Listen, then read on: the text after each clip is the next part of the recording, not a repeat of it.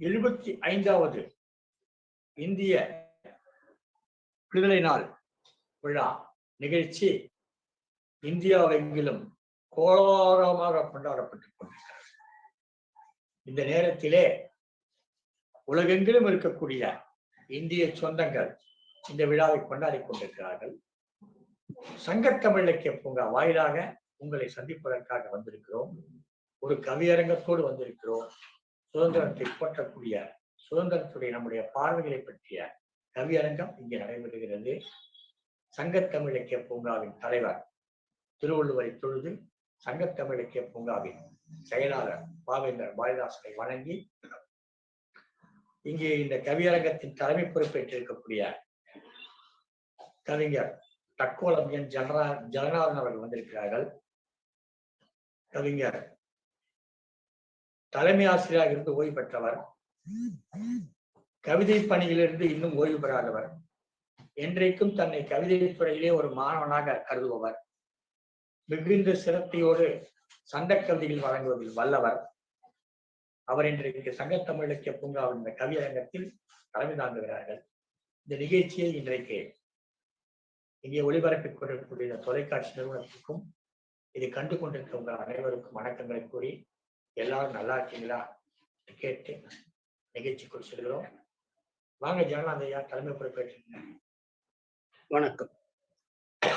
சங்கத்தமிழ் இலக்கிய பூங்கா மற்றும் தொலைக்காட்சியும் இணைந்து நடத்தும் 75வது இந்திய விடுதலை நாள் விழா. அனைவருக்கும் வணக்கமும் சுதந்திர தின வாழ்த்துக்களும். தமிழே அமுதே வருவாய் நிறைவாய் தருவாய். இக்கவியரங்கிற்கு தலைமையேற்று நடத்திட எனக்கு வாய்ப்பு வழங்கிய சங்கத்தமிழ் குழுவிற்கும் அதன் ஒருங்கிணைப்பாளர் நீலகண்ட தமிழன் ஐயா அவர்களுக்கும் வணக்கத்துடன் நன்றியை தெரிவித்துக் கொள்கின்றேன். என் தலைமை கவிதையை வழங்குகிறேன். 75வது இந்திய விடுதலை நாள். தண்டி யாத்திரை. காந்தி வழியில் ஒன்றித்தானே சென்றிடு மனமே, காந்தி வழியில் ஒன்றித்தானே சென்றிடு மனமே, மன சாந்தி தாமே நன்குதாமே இருந்திடும் தினமே.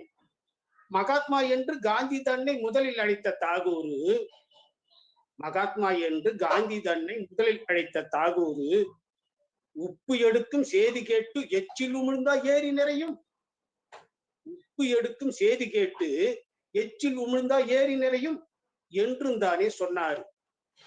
சபர்மதியிலிருந்து தண்டி 240 மைல் 400 கிலோமீட்டர் நடந்து சென்று சேர 23 நாள் ஆச்சாம். கடலில் இறங்கி உப்பை எடுக்க சபர்மதியில் இருந்து நடந்து சென்ற காந்தியுடன் வந்த மக்கள் கொஞ்சம் பேரு. தண்டி தன்னை அடைந்த போது கடல் அலைதான் நாணியது மக்கள் அலையை பார்த்து, கடல் அலைதான் நாணியது மக்கள் அலையை பார்த்து. முரட்டுத்தன்மை இருக்கும் வண்ணம் இருக்கும் கான் அப்துல் கபார் கானும் குழுவினர்களும் உப்பை எடுக்க உவந்து வந்தனர். அகிம்சை வழியில் இவர்களா முடியுமா? வினா குறி வினவும் முன்னே வியப்பு குறியிட்டது இவர்களின் செயல்கள். வினாக்குறி வினவும் முன்னே வியப்பு குறியிட்டது இவர்களின் செயல்கள். வன்முறைதான் வெடிக்கும் என்று காத்திருந்தான் வெள்ளையன், வன்முறைதான் வெடிக்கும் என்று காத்திருந்தான் வெள்ளையன். வன்மை மென்மையானது கண்டு அரண்டு போனான் வெள்ளையன். அடித்தால் அடிப்பவர்கள் அமைதியானது எப்படி? அடித்தால் அடிப்பவர்கள் அமைதியானது எப்படி? ஓ, காந்தியில் சாந்தி பெற்றதானா? வன்மை மென்மையா? உண்மை உண்மை. உதடுகள் முணுமுணுக்க உதிர்ந்து போனான் வெள்ளையன். வன்மை என்று நன்மை தராது என்று உணர்த்தி, வன்மை என்று நன்மை தராது என்று உணர்த்தி முரட்டு குணத்தை விரட்டும் விதமாய் நடத்தி காட்டிய காந்தியை கண்டு, முரட்டு குணத்தை விரட்டும் விதமாய் நடத்தி காட்டிய காந்தியை கண்டு வெள்ளை கொக்கு விரித்த சிறகை சுருட்டி கொண்டது அன்று. வெள்ளை கொக்கு விரித்த சிறகை சுருட்டி கொண்டது அன்று. அகிம்சை தன்னை அகிலந்தண்ணில் விதைத்து தாமே வெற்றி கண்டார் காந்தி. அகிம்சை தன்னை அகிலந்தண்ணில் விதைத்து தாமே வெற்றி கண்டார் காந்தி.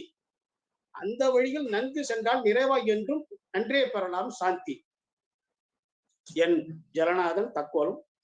வாய்ப்பளித்த அனைவருக்கும் நன்றி.